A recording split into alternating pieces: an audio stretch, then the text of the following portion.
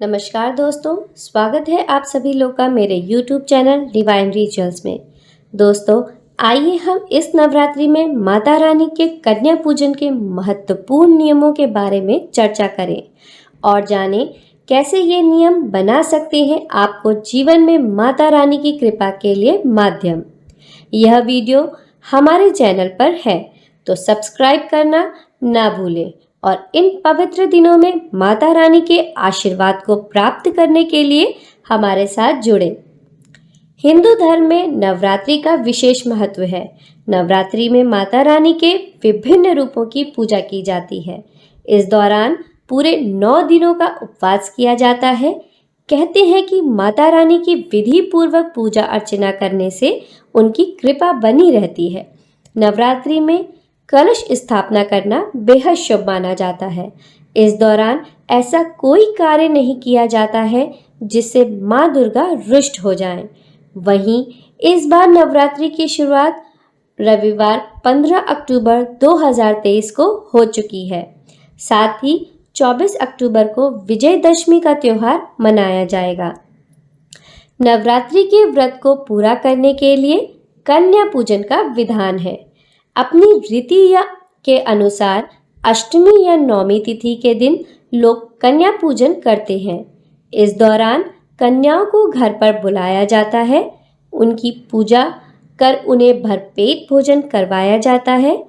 हालांकि इसके भी कुछ नियम हैं जिसका पालन न होने पर माता रानी नाराज हो जाती हैं।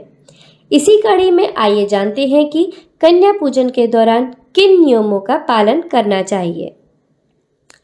इन नियमों का रखें विशेष ध्यान। कन्या पूजन के लिए एक दिन पहले कन्याओं को सम्मान के साथ आमंत्रित करें। अगले दिन जब वह घर पर आए तो पानी या दूध से उनके पैर अपने हाथों से धोएं। इस जल को अपने सिर पर लगाएं। फिर कन्या को एक आसन पर बैठाएं। उनकी थाली में प्यार से भोजन परोसें।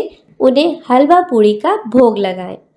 आखिर में जब कन्याओं को दक्षिणा या कोई उपहार देकर उनका आशीर्वाद लें। इस दौरान 9 कन्याओं के साथ एक बालक का होना भी जरूरी है, जिसे हनुमान का रूप माना जाता है। हर उम्र की कन्या का अलग अलग महत्व होता है। यदि आप 2 वर्ष की कन्या का पूजन करते हैं तो इसे घर से दुख और दरिद्रता दूर हो जाती है। वहीं माना जाता है कि 3 वर्ष की कन्या त्रिमूर्ति का रूप होती है। ऐसे में 3 वर्ष की कन्या के पूजन से घर में धन धान्य की भरमार रहती है। यदि साथ ही परिवार में सुख और समृद्धि भी बनी रहती है। 4 साल की कन्या को कल्याणी माना गया है। यदि आप 4 साल की कन्या का पूजन करते हैं तो इससे परिवार में कल्याण होता है। 5 वर्ष की कन्या रोहिणी होती है। रोहिणी का पूजन करने से व्यक्ति रोग मुक्त हो रहता है। आपको बता दें, 6 साल की कन्या को कालिका रूप माना गया है। कालिका रूप से विजय, विद्या और राजयोग मिलता है। वहीं 7 साल की कन्या को चंडिका माना जाता है। उनका पूजन करने से घर में ऐश्वर्य की प्राप्ति होती है।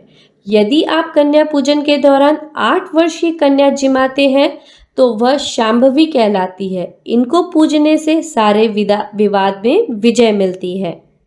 9 साल की कन्याओं को दुर्गा का रूप माना जाता है।